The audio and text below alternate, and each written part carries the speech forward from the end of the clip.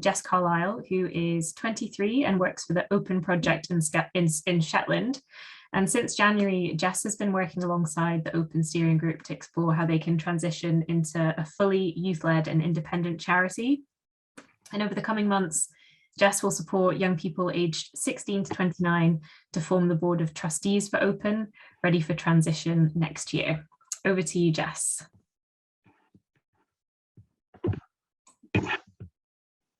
So can everyone see that fine? Yes, that's perfect. Great. So I'm Jess Carlyle.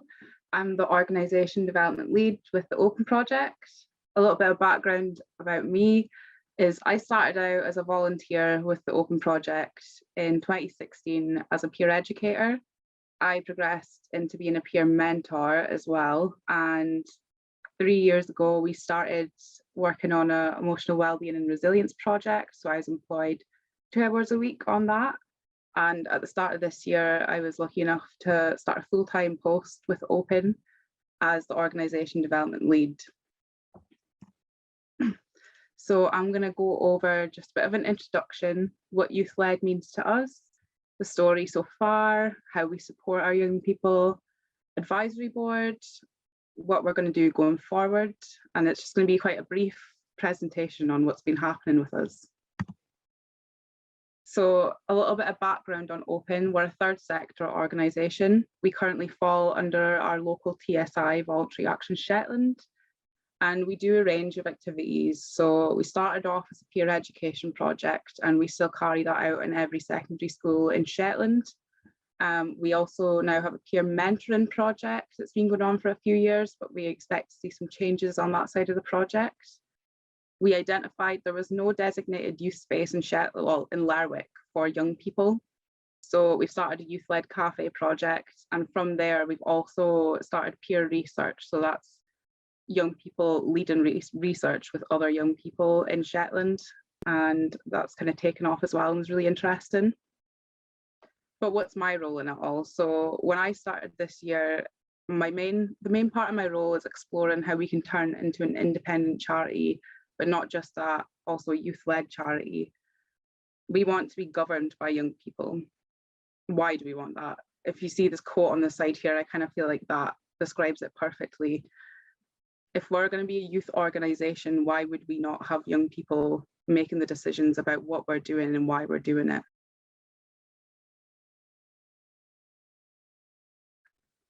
So I've set up a then transition to be the board when we're at that stage. And why is support important for the young people? Some people that I've spoken with that are youth-led, it's pretty minimal support, but we don't want to just throw our young people in at the deep end and expect them to know what they're doing. Some of them might know what they're doing and feel fully confident, but not everyone will. So we need to make sure the support is there for them if needed. So what does youth-led mean to us? At the start of my role, I had to do a lot of research on existing projects. It was a bit of a struggle finding ones that were as fully youth-led as we are aiming to be. But I found this quote through my research, and I kind of feel like it perfectly describes what we're wanting to do. So while we want to be youth-led and governed by young people, we probably will still have adults in our organisation. So for example, our project coordinators aren't young people, but we do need them and their experience to help us through it. And the more as time goes on, the more young people we are employing as well. And all of our volunteers are young people as well. So the story so far. So we formed our steering group. At the start of the project, it was open to 16 to 25-year-olds, but we've kind of learned we opened it up to 29 as well, because we also felt like it was kind of a natural progression for our volunteers when they became too old to deliver workshops and mentoring. They may want to then move on to be on our board. We've also done some training on leadership and board member skills, and we've also been practicing assertiveness and decision making. So not always real decisions, but we have made some real decisions and involved young people in recruitment processes so far as well. By the end of this year, we want to have our young board formed. and we want to have mentors in place for them. And next year will be our testing phase. So as I said earlier, we're under our local TSI, but before we fully transition into independent, we plan to work under our board, but still being a part of Voluntary Action Shetland. And then by the end of 2023, we'll have tested it out. We'll probably have learned some new things, figured out how we're going to work it, and then we'll make our final transition into a youth-led independent charity. So going back to the support, how do we support our young people? So we promote leadership skills, and that's through ongoing support. We do one-to-ones with our young people, maybe 2 or 3 times a year, more if needed. And that's just gathering like how they feel like their development's going, any of their training needs, or just anything else they might need to get off their chest. We do training. So we actually have delivered some leadership training this year. Me and one of my co-workers developed a training session that was quite successful and everyone enjoyed. And I feel opportunities are extremely important in developing your leadership skills, because it's fine learning the theory and kind of getting the idea behind it, but you flourish fully when you actually have that all. Developing board member skills. A lot of our young people, and myself included, don't really know much about the board member side of it, but we're learning. So we've done some training with a lovely VAS staff member. We kind of accommodated it for young people.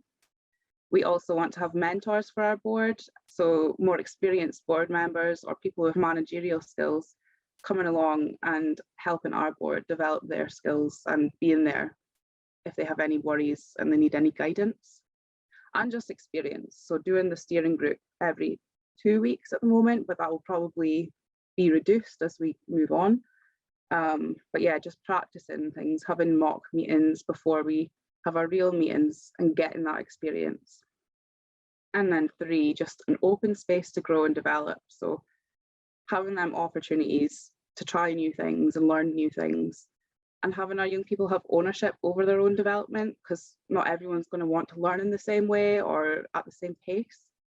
And it's just freedom to make mistakes and just develop in their own way. So at the start of my post, when I was doing my research, trying to find youth-led projects, a lot of them had youth advisory boards, but they also had the big board. But we just thought, why not just flip it on the head? Youth advisory boards tend to, influence decisions, but at the end of the day, they're not the ones making the decisions.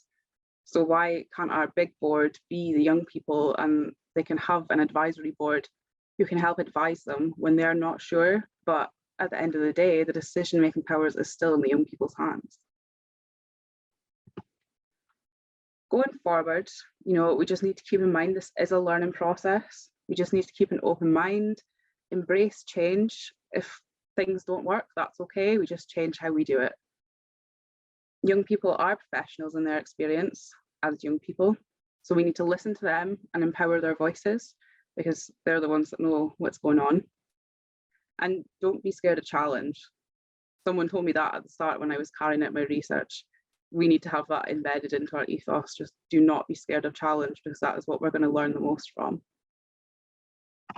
So that's been quite brief, but I hope people have enjoyed it. And here's some of our contact details if anyone wants to hear any more. We're on Facebook and Instagram. So thank you for listening.